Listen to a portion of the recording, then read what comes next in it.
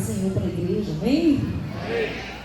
Como vamos estar na casa do Senhor nesse domingo de Santa Ceia, uma noite muito especial para adorarmos ao nome de Jesus. Eu gostaria de pedir aos irmãos que abra a tua Bíblia comigo, por gentileza, no livro de Isaías. E vou ler alguns versículos do livro de Isaías, capítulo 53.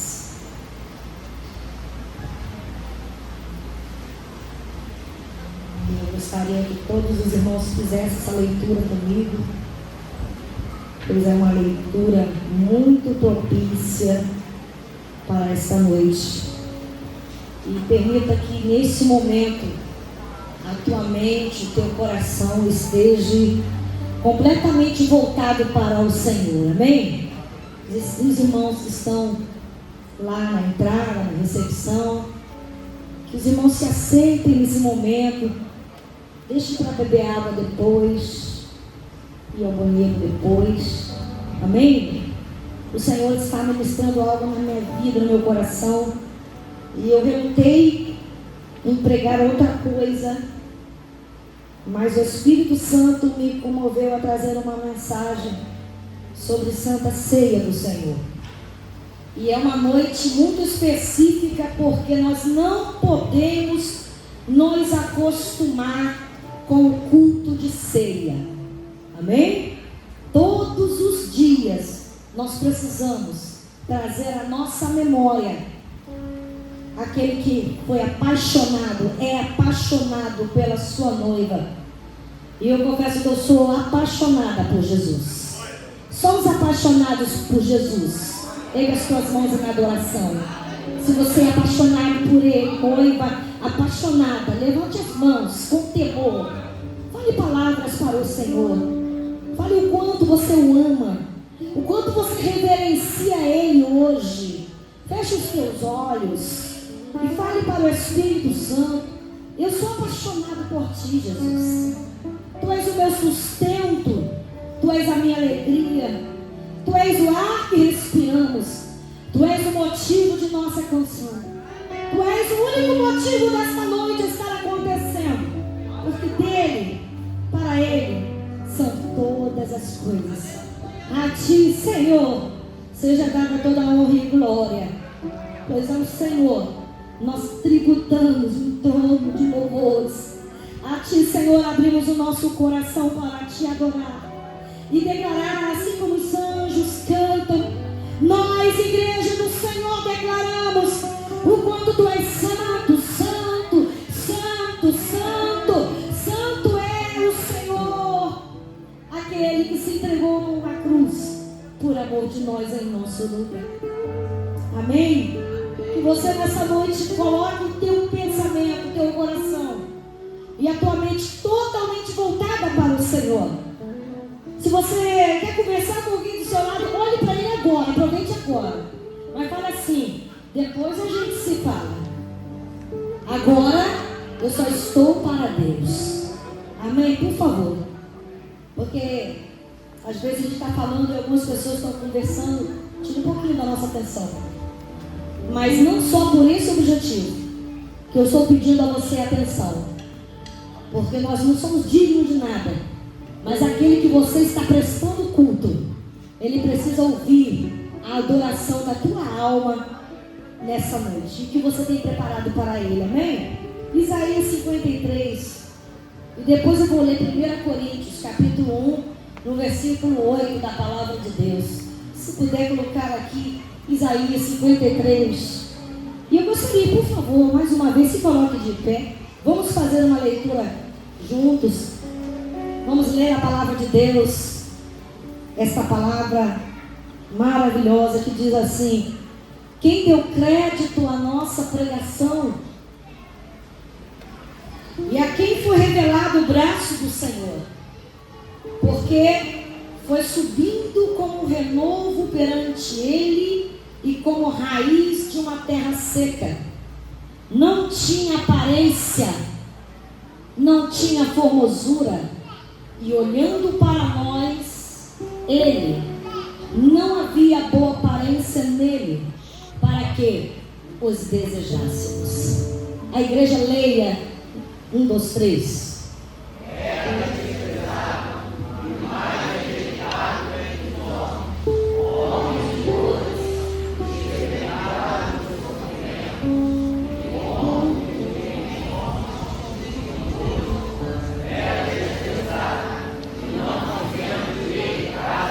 A igreja leia de novo a parte B aqui no como 1, 2, 3. Como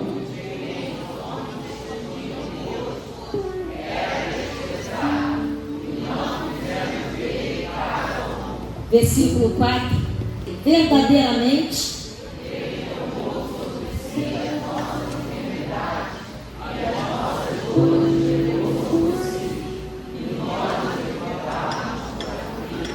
ferido de Deus e oprimido, mas ele foi ferido por causa das nossas transgressões, moído por causa das nossas. Leia com temor.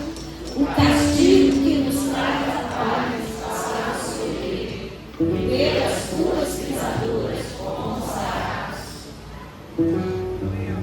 Todos nós andávamos desgarrados como ovelhas, cada um se desviava pelo seu caminho, mas o Senhor fez sair sobre ele a iniquidade de todos nós. Ele foi dormir, mas não abriu a sua boca. Como cordeiro foi levado ao matadouro, e como ovelha muda perante os seus criadores, assim ele não abriu a sua boca. Da opressão e do juízo foi tirado, e quem contará o tempo da sua vida? Porquanto foi cortado da terra dos viventes, pela transgressão do meu povo, ele foi rendido. E puseram a sua sepultura com os filhos, e morrido na sua morte. Ainda nunca cometeu injustiça, nem houve engano na sua boca. Todavia, o Senhor agradou morrer, fazendo-lhe enfermar. Quando a sua alma se puser em expiação do pecado, verá a sua posteridade, prolongará os seus dias, e o bom prazer do Senhor prosperará na sua mão. Agora vamos ler 1 Coríntios 1, versículo 18. Diz assim, eu vou ler para a igreja. Certamente a palavra da cruz é loucura para os que perecem, mas para nós que somos salvos é o poder de Deus. Só quem acredita, vamos falar bem forte esse versículo, vamos declarar: porque a palavra da cruz é loucura para os que perecem, mas para nós que somos salvos é o poder de Deus. Você pode glorificar a Deus por essa palavra. Aleluia. Sentimos a presença de Deus nessa palavra. A palavra de Deus no capítulo 53 de Isaías, a 4 versículos antes do que nós lemos, o profeta Isaías vai falar sobre o sofrimento vicário do servo do Senhor. Este servo que é um servo perfeito.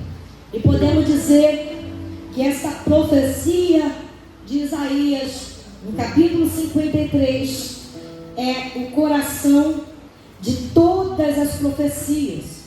O capítulo 53 fala sobre a humilhação do Senhor, também como a exaltação do Senhor.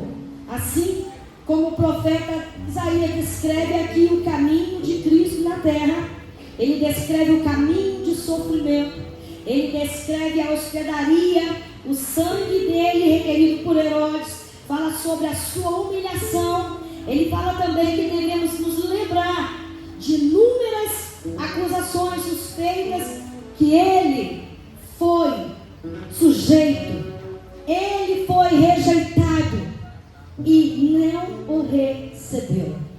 Aqui no livro de Isaías, nós podemos observar que 700 anos antes de Cristo, Isaías fez um registro muito detalhado aqui acerca da morte de Cristo. E o interessante é que, como nós lemos, cada verbo que compõe o texto de Isaías 53 estão no tempo passado. É como se Isaías estivesse narrando um fato já acontecido.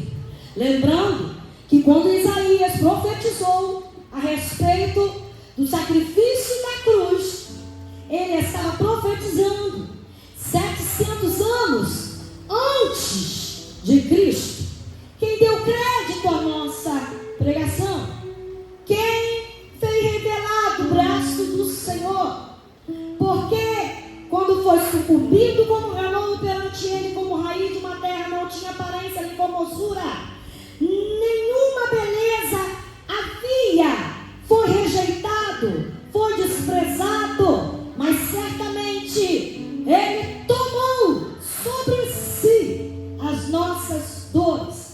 Ele levou sobre si as nossas enfermidades. Atente que os verbos citados nesta profecia estão em um acontecimento já historificado. O texto vai relatar, primeiro, que a cruz não foi um acidente de percurso. Diga comigo, igreja, por favor. A cruz não foi um acidente, mas foi uma agenda estabelecida por Deus na eternidade. A cruz não foi por acaso. A cruz não foi por causa da pressão dos homens naquele tempo. A cruz não foi por causa da perseguição ao Filho do Homem. Pega a tua mão direita, por favor, e fala assim: a cruz foi um plano por causa de mim. Nós louvamos esse nome no Ministério de Louvor. Ele foi o plano perfeito, o mistério da graça. Ele foi aquele que nos substituiu. E não há outra mensagem para falar nesta noite tão sublime. Porque, como diz em 1 Coríntios 1,18, o evangelho da cruz para aqueles que perecem é loucura, mas para aqueles que são salvos ainda é o poder de Deus. O evangelho da cruz ainda é a mensagem da igreja. O evangelho da cruz ainda é a mensagem mais atual aos dias de hoje. E quando você tem a graça de Deus quando falamos da cruz? Quando você tem a graça de Deus quando alguém revela a chave do carro? Quando você tem a graça de Deus quando alguém revela aquilo que você quer ouvir, mas ninguém mais recebe a presença quando se prega o evangelho da cruz? Mas a cruz ainda é a mensagem da igreja. A cruz ainda é a única mensagem que podemos pregar para trazer o evangelho genuíno. Uma igreja viva, uma igreja que tem vida com Deus. Ela precisa pregar o evangelho da cruz. E se você ama essa mensagem, joga as tuas mãos assim, ó, sem constrangimento, e diga: eu amo essa mensagem. Eu sou apaixonada pela mensagem da cruz. Somos apaixonados. Cadê? Como está teu coração? Como está o teu coração diante da palavra? Porque a maior prova de amor que queremos não é a cartinha do namorado que desejamos. Aquela cartinha na minha época, o meu namorado mandava aqueles cartõezinhos que a gente abria e cantava musiquinha. Lembra? Quem é dessa época aqui? O meu cantava. Aí dentro estava escrito assim: eu te amo para sempre, te quero para toda a vida. Não é assim? Quem é dessa época? Quem já ganhou isso aqui? A geração de hoje é só zap, ó, então por nada. Eu ganhava cartão.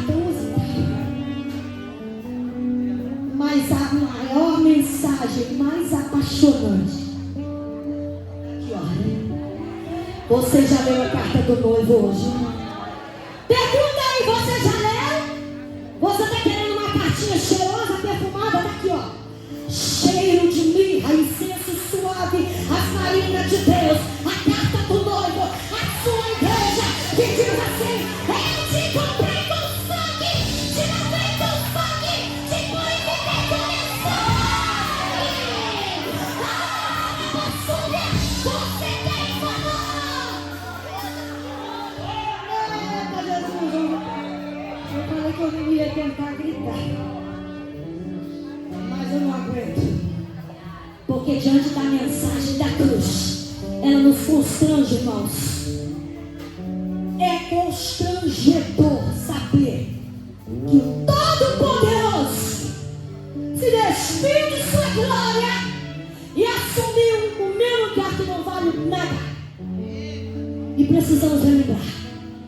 Não podemos olhar a cruz como um símbolo comum. Os decretos de Deus, o Cordeiro de Deus foi morto desde a fundação do mundo. Isaías está falando 700 anos antes, mas desde a fundação do mundo já havia um plano na eternidade. Desde a fundação do mundo, o Pai olhou para nós aqui no dia de hoje, 2 de fevereiro, e disse: lá vai ter uma igreja que me ama, que me adora, que me busca. Eu preciso traçar um plano para poupar o meu povo. Aleluia! Então Jesus nasceu. Diga assim comigo: ele nasceu. Mas ele nasceu para morrer. Jesus não veio de um peito de mulher só para viver na terra. Ele veio com um propósito. E ele nasceu para morrer. E ele nasceu para ser o nosso substituto. A cruz deve estar sempre incrustada na nossa mente e no nosso coração. Aleluia! Jesus jamais recuou diante desta cruz. Ele nasceu, cresceu, pregou, ele exerceu o ministério e ele marchou resoluto até ela para cumprir o plano lançado na eternidade. A cruz de Cristo, além de ser um fato planejado na eternidade, ela expressa para nós o maior gesto do amor de Deus por nós. Deus não escreveu com letra de fogo no céu: eu te amo, igreja. Não. Deus não enviou cartão musical e nem mensagem no seu zap para dizer: eu te amo, minha noiva. Não. Deus enviou o seu filho e disse assim para a tua noiva, para eu e você que estamos aqui celebrando na noite de hoje, dizendo: ele nos amou, que enviou o seu filho unigênito, para que todo aquele que nele crê não pereça, mas tenha vida eterna. Aleluia! Na cruz aconteceu o maior de todos os sacrifícios, porque o Filho de Deus deixou o céu, o Filho de Deus deixou a glória, o Filho de Deus deixou a companhia dos anjos, o Filho de Deus deixou a glória do Pai e veio e se humilhou e se fez servo. Então abaixe o seu nariz, se humilhe. Vamos sair um pouquinho da grandeza, vamos tirar essa suprema do nosso coração, porque o Filho do Homem, ele se tornou servo. Nós lemos aqui: servo, o sofrimento vicário do servo do Senhor. Ele perseguido, ele foi preso, ele foi cuspido, ele foi insultado, foi zombado, foi escarnecido, pregado na cruz. E algumas lições nós tiramos desse texto, Isaías 53. E uma pergunta para raciocinarmos sobre esse texto. E eu tenho 3 perguntas para aprender com a igreja algumas coisas. Primeiro, quem é que foi e levou Jesus para a cruz? Quem é que foi que levou Jesus para a cruz? Segunda, porque Jesus foi para a cruz. Terceira, o que resultou o Calvário. Deixa eu falar uma coisa para a igreja nessa noite, uma notícia. A morte de Cristo não foi determinada por alguma circunstância que ele passou no seu ministério terreno. A morte de Cristo não foi para a cruz porque os judeus perseguiram. Jesus não foi para a cruz porque Judas o traiu. Jesus não foi para a cruz porque o Sinédrio, de forma ilegal, formulou duas acusações pesadas contra Jesus, que é sedição, que é blasfêmia. Não, Jesus não foi para a cruz porque Pilatos condenou a ele covardemente. Não, Jesus não foi para a cruz porque a multidão se uniu em um coro covarde, dizendo: crucifica, crucifica, crucifica. Não, não, Jesus não foi para a cruz por causa disso. A resposta nessas perguntas está no versículo 5. Ele levou sobre si as nossas dores, mas ele foi transpassado pelas nossas transgressões, ele foi moído pelas nossas iniquidades, ele levou sobre si, e nós reputamos por efeito ferido de Deus. Ei, arabaxorabamá, que amolece, que amolece. Porque ele foi para a cruz por causa da transgressão do seu povo. Ele foi ferido. Versículo 12, na parte B, diz: ele levou sobre si os pecados de muitos. O que levou Jesus para a cruz então, igreja? Diga comigo assim para você prestar atenção: foi os meus pecados. Foi os meus pecados. O que levou Jesus para a cruz, igreja? Tenha consciência disso nessa noite de uma vez. O que levou Jesus para a cruz foram os meus pecados. Ele não merecia lá, mas era para eu estar lá. Como é que está esse coração seu? Seu coração está amolecido? Ou nós temos um coração tão duro que a gente fala isso naturalmente? Tira assim, bate nesse coração seu, até essa pedra de lacerar. Fala: eu que tinha que estar lá. Ele me substituiu. Isso nos mostra duas coisas. O que levou Jesus na cruz não foram as ações, não foram os malfeitores. Foi primeiro a malignidade do pecado. O que levou Jesus para a cruz foi a terrível malignidade do pecado.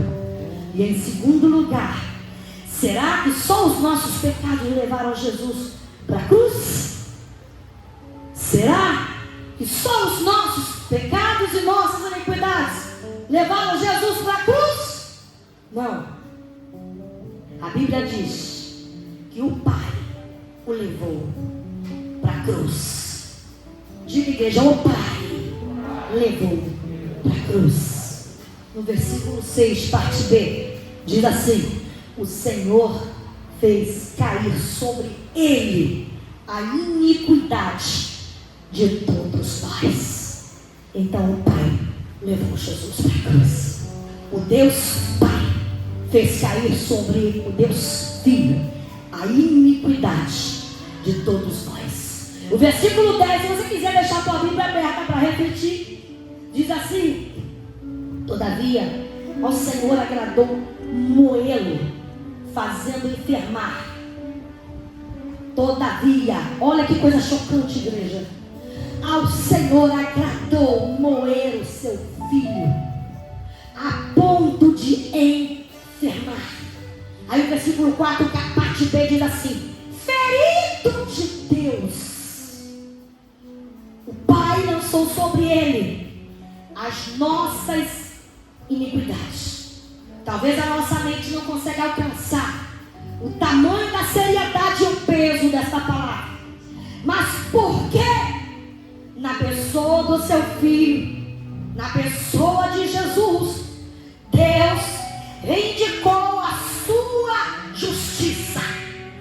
pessoa de Jesus, Deus vindicou a sua justiça para não condenar eu e você ao inferno eterno.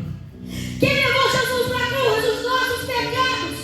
Quem levou Jesus para a cruz? Deus reivindicou a sua justiça através do seu Filho, para que eu e você estivemos hoje cheiroso, arrumado, bonito, cheio do Espírito Santo, dizendo: obrigado, Pai, pelo preço da salvação. Deus esmagou o seu Filho para não esmagar você. Você pode declarar isso? Agora eu vou deixar você falar com uma pessoa do seu lado. Fala para você, sabia disso? Que Deus esmagou Jesus por causa de você? Agora olha para mim. Você merece tamanha grandeza? Deus esmagou Jesus. E o que você faz com isso? O que você faz com essa palavra de dia? Quando você está no seu dia a dia, no seu cotidiano? Por amor. Mas permanece a pergunta: quem levou e o que levou Jesus na cruz? Repita comigo: em primeiro lugar, os meus pecados. Segundo lugar, o Pai. Terceiro lugar, Jesus voluntariamente foi para a cruz. Você pode dar glória por isso? Jesus voluntariamente foi para a cruz. O versículo 4 diz assim para nós: certamente Ele tomou sobre si as nossas dores e enfermidades, as nossas dores, e levou sobre si, e nós o reputamos por ferido e aflito de Deus e oprimido. Ele tomou sobre si voluntariamente. Jesus foi para a cruz. Espontaneamente Jesus foi para a cruz. Pessoalmente Jesus foi para a cruz. O versículo 10 diz assim: quanto der ele a sua alma como oferta pelo pecado. O versículo 10 do capítulo 53 diz exatamente isso na parte B. Quando ele der a sua alma como oferta pelo pecado, verá a sua posteridade e prolongará os seus dias. Mediante esse versículo, nós chegamos à conclusão que Jesus não foi para a cruz por circunstâncias imediatas.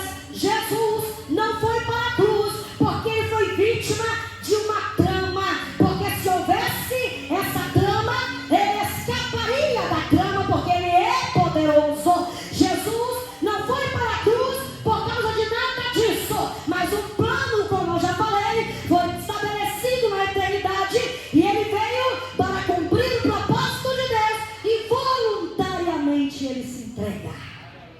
E essa é a primeira verdade que Isaías 53 nos entrega. O segundo ponto que eu quero trazer a refletir com a igreja é: que tipo de sofrimento Jesus suportou na cruz? A gente só para pensar no sofrimento físico, mas Jesus sofreu em todos os aspectos. E o primeiro aspecto que eu quero deixar para a igreja é do sofrimento de Jesus foi o sofrimento moral e espiritual. Foi um sofrimento repulsivo. Observe, no versículo 3 diz assim: era desprezado e o mais rejeitado entre os homens, homens de dores e que sabe o que é padecer, e como um de quem os homens escondem o rosto, era desprezado, e dele não fizemos caso. Não havia compaixão, não houve piedade de Jesus. Ninguém se compadeceu dele a ponto de esconder o rosto. Eu parei para prestar atenção nesse pequeno pedaço. Imagina quando você vê uma cena forte a ponto de você não suportar, te dar aquela repugna e você esconde o rosto, você não quer olhar. Jesus não tinha beleza nenhuma, não tinha aparência. Não é porque Jesus era feio, não. É porque os nossos pecados desfiguraram a face de Jesus. E Jesus ficou numa situação horrorosa a ponto de todos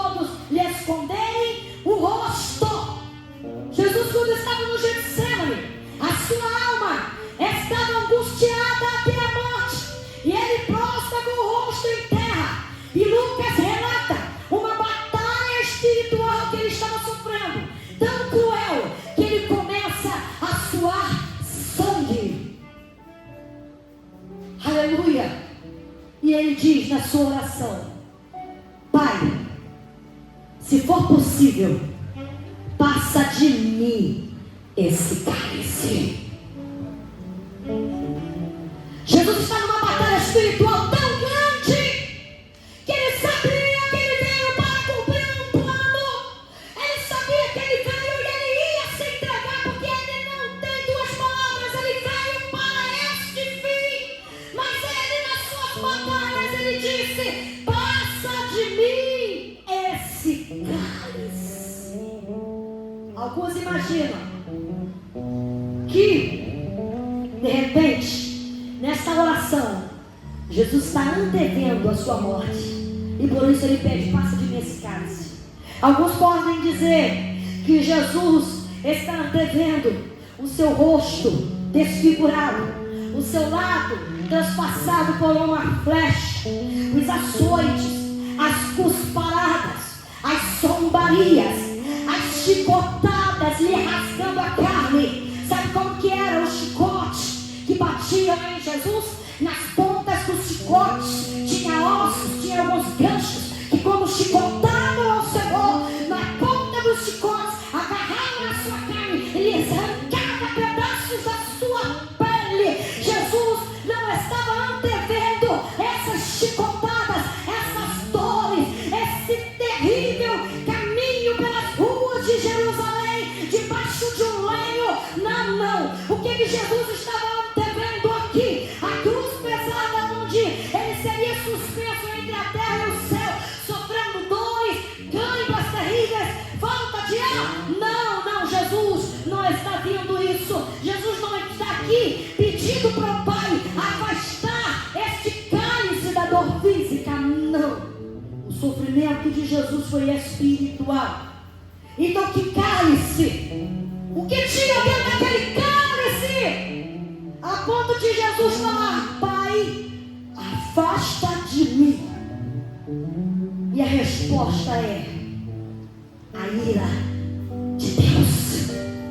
Quando Jesus fala: afasta de mim esse cálice, é porque Deus, este Deus santo, este Deus tão santo, ele não podia nos receber passando por cima dos nossos pecados. Este Deus santo que nos ama com amor infinito, com amor eterno, com amor incompreensível, que ele precisava vindicar a sua própria vida, e Jesus ali se apresenta como nosso fiador.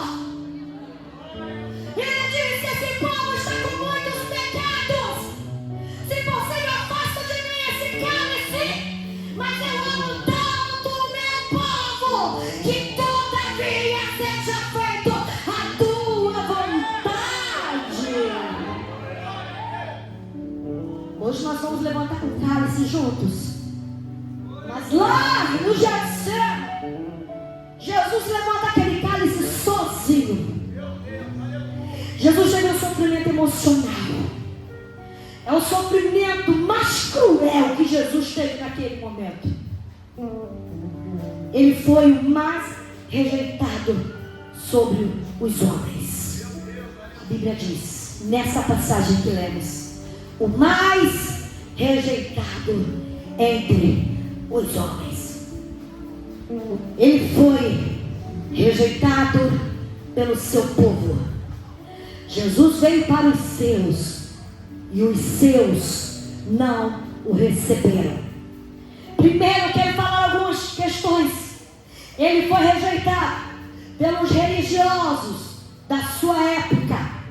Eles chamaram Jesus de fanático, de mentiroso, de blasfêmio, de beberrão, de pecador, de endemoniado. Ele foi rejeitado pelos religiosos. Segundo, ele foi rejeitado pela mesma multidão que a outrora aplaudiam a ele, dizendo: Hosana, Hosana, Hosana, Hosana. Esta mesma multidão que dizia Hosana, Hosana, Hosana, é a mesma multidão que vai dizer: crucifica, crucifica, crucifica. as autoridades romanas. Herodes o Grande quis matar. Herodes o Antipas escarneceu dele. Pilatos entregou ele. Ele foi rejeitado pelas autoridades judaicas. O Sinédrio formou testemunhas falsas para lançar sobre ele acusações de blasfêmias, cuspindo no seu rosto. Ele foi rejeitado pelos apóstolos. Judas o traiu, Pedro o negou, e os outros o abandonaram e fugiu. E o pior, ele foi abandonado pelo próprio Pai lá na cruz, quando ele se fez pecado. Isso tornou maldição. Quando não havia beleza nele, quando a feiura horrenda da nossa iniquidade, quando a feiura horrenda dos nossos pecados estavam nele, e ele gritou, depois de ser rejeitado por todos, e ele lá na cruz, ele disse: Pai, Deus meu, por que me desamparaste? Aleluia. O Pai não pôde ampará-lo naquele momento. Por quê? Porque ele estava ali como nosso substituto. E o Pai puniu o nosso pecado nele, para nos amparar eternamente. E o que você tem feito com tamanho sacrifício e amor? Quer prova de amor maior do que essa? Ainda tem gente esperando. Deus não tem falado comigo. Quer mais do que Ele fala conosco através do seu sacrifício, através desta declaração de amor, através deste precioso ato que Ele foi em nosso lugar. E todas as vezes que nós optamos pelo pecado, todas as vezes que você ama mais o pecado do que a Deus, nós estamos calcando debaixo dos nossos pés o sangue de Cristo novamente. Todas as vezes que eu peco, que eu erro, que eu dou lugar às coisas que não vêm da parte de Deus, eu estou jogando por terra todo o sacrifício que Ele fez por mim. O versículo 3 diz que Jesus foi humilhado, desprezado. Imagina o Criador do universo, o Rei da glória, que isso significa? Ele nesse momento sendo cuspido pelo Sinédrio, passando por zombarias. Jesus não precisava passar por isso, irmãos. Ele é o Rei da glória, amém? Ele é o Filho de Deus, amém? Ele estava na glória do Pai, amém? Ele é o amado do Pai, amém? Ele poderia naquele momento, com uma só palavra, acabar com todo mundo. Ele poderia com uma só palavra destruir tudo aquilo. Mas ele, açoitado por um soldado, zombado, ferido.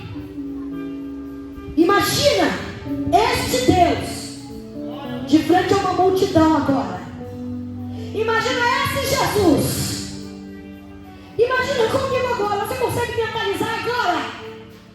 Este Jesus que veio para cumprir uma missão, um propósito de se colocar em nosso lugar, está de frente desta multidão que Ele veio para salvar e dizer: crucifica-o, crucifica-o.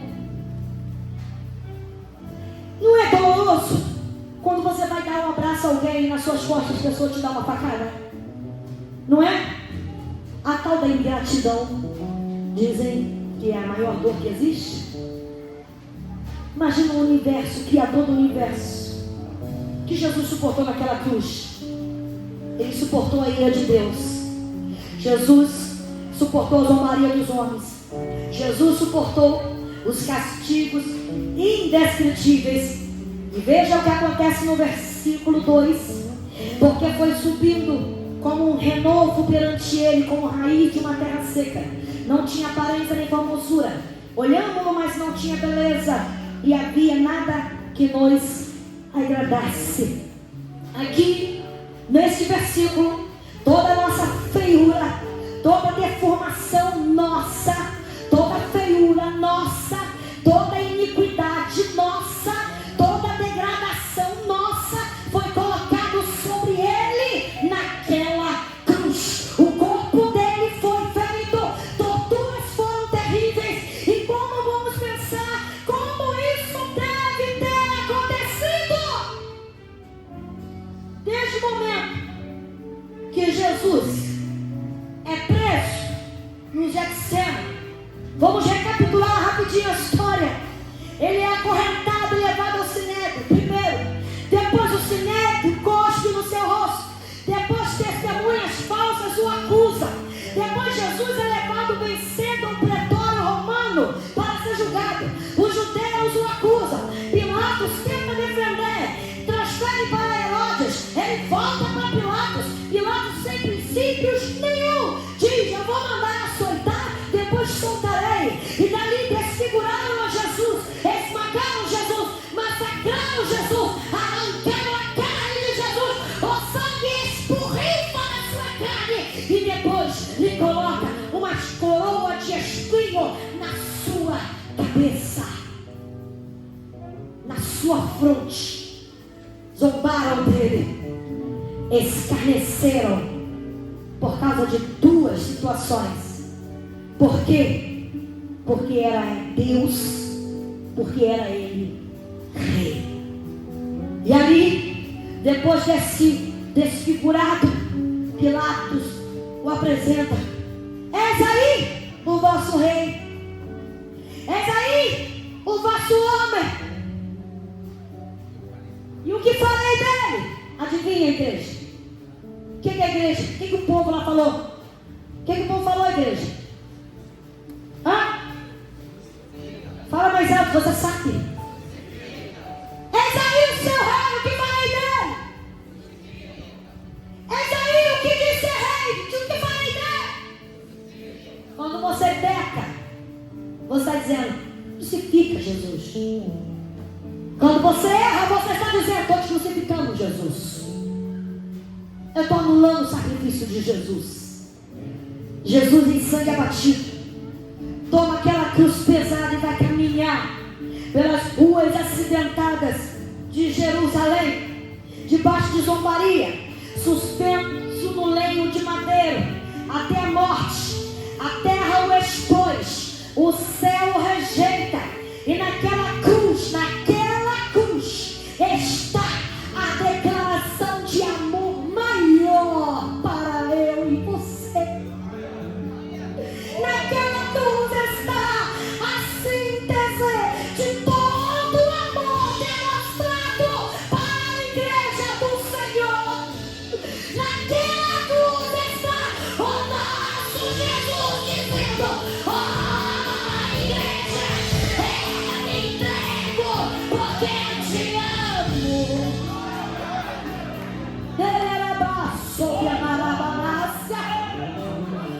Naquela cruz está o que marcou a nossa alma.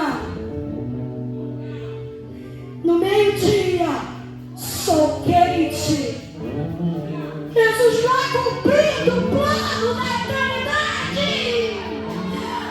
A meio-dia o sol esconde o rosto. A meio-dia as pedras se soltam dos vales. A meio-dia os túmulos estão sendo abertos. Jesus na cruz, e o dia vira noite. Por quê? Porque o Filho de Deus está sendo ferido. O ferido de Deus, de toda forma de sofrimento ele teve. Será que você consegue imaginar isso? Será que você consegue refletir isso? Qual a declaração de amor que você espera receber hoje? Qual a declaração de amor que você precisa ouvir hoje? Qual é a profecia que você precisa ouvir hoje? Você saiu de casa para ouvir o quê? Para ouvir Jesus dizer: eu te conheço, eu sei das suas lágrimas, mas Ele sabe. Mas a mensagem que tem hoje é essa: Ele naquela cruz, Ele se entregou por mim, por você. Ergue as mãos. Agradeça, igreja. Agradeça. Agradeça. Agradeça. Cadê o grito da tua alma? Cadê a tua voz de gratidão? Cadê a tua adoração? Pelo dono da vida, pelo Messias, pelo nosso substituto. Oh, Senhor.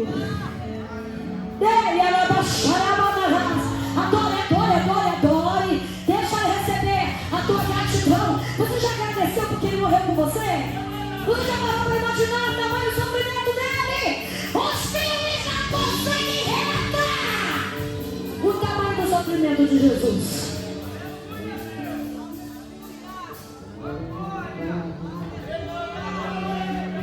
Toda forma de sofrimento Jesus sofreu. Jesus sofreu contusão, perfurações, laceração e elevação de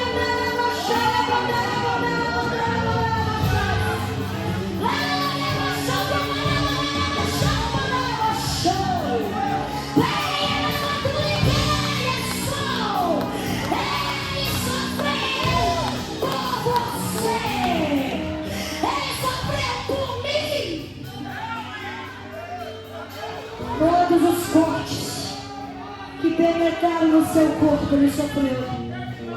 Espinhos, lanças, cravos nas suas mãos, cravos nos seus pés. E como Jesus reagiu a tudo isso? Às vezes alguém te magoou, irmão, e você diz: eu não me conhece. Às vezes alguém fala alguma coisa e você fala assim: ainda disse que está no mercado, não é? Ah, você precisa se converter. E é esse evangelho que converte o homem. Porque Jesus lá, sendo perfurado, sendo maltratado, sendo zombado, sendo cuspido, sendo humilhado, Ele mansamente permaneceu. Se entregou como um cordeiro mudo, levado a um matador. Não abriu a sua boca, diz a Bíblia. Não deu nenhuma palavra de ira. Jesus não revidou com vingança. Jesus não se irou, porque ele falou: está com sede, eu quero água. Mulher a esponja no vinagre e disse: toma, rei. Ele não se irou. Ao contrário disso, ele podia matar a todos com uma só palavra, mas Ele intercedeu pelos seus feitores. Ele disse: Pai, perdoe-os, porque não sabem o que fazem. Pai, perdoe-os. Você pode fazer isso com aquele que você está estranhando. Lembra de alguém que está odiando? Lembra daquele que você muda de calçada quando encontra na rua? Aí você fala: vou pra lá, você vai pra cá. Ei, ame mais. É a noite de ceia. Eu não tenho outra mensagem. Eu falei, eu repeti, mas Jesus falou pra mim: a gente precisa pregar a mensagem da cruz. Nós precisamos pregar a mensagem da cruz. Nós precisamos anunciar a maior declaração de amor do mundo. E agora, que coisa linda. A pergunta que precisamos parar para pensar. Ei, olha, tudo isso Jesus passou. E muito mais. Por quê? Porque quando a gente enfrenta algumas batalhas, lembra de uma corrida? A gente vai correndo atrás de um prêmio. não é verdade? Jesus enfrenta a cruz para vencer na cruz. Olha que coisa linda, igreja. Jesus enfrenta a cruz para vencer na cruz e receber a gloriosa recompensa. Veja bem, no versículo 10, eu gosto de ler pregando com a Bíblia. O Jesus venceu a morte, em primeiro lugar. O versículo 10: todavia o Senhor guardou morrê-lo, fazendo enfermar, quando ele a sua alma der como oferta pelo pecado. Verá posteriormente, ele venceu a morte, porque aqui falou que posteriormente ele morreu, ele verá os dias próximos nas suas mãos. Então, em primeiro lugar, Jesus venceu a morte. No versículo 11 e 12, em segundo lugar, Jesus remiu o povo para si. Diz o versículo 11: ele verá o fruto do seu penoso trabalho, de sua alma, e ficará satisfeito. O meu servo, o justo, com o seu conhecimento, justificará muitos, porque as iniquidades dele levará sobre si. Terceiro lugar, Jesus chama o povo para si. Então, qual é a resposta dessa pergunta? Diga comigo assim, igreja: qual foi a recompensa de Jesus? Eu estou me sentindo sozinho. Vamos falar alto. A gente é uma igreja animada, viva. Vamos lá, 1, 2, 3. Qual foi a recompensa de Jesus? Vocês perguntam para ele. Vamos lá, 1, 2, 3. Agora vocês perguntam: qual foi? E eu tenho a resposta: foi você. Foi você. A recompensa de Jesus foi você. Fui eu. A recompensa de Jesus foi nós. Estamos aqui. O Pai deu presente para Jesus em virtude do teu sacrifício na cruz.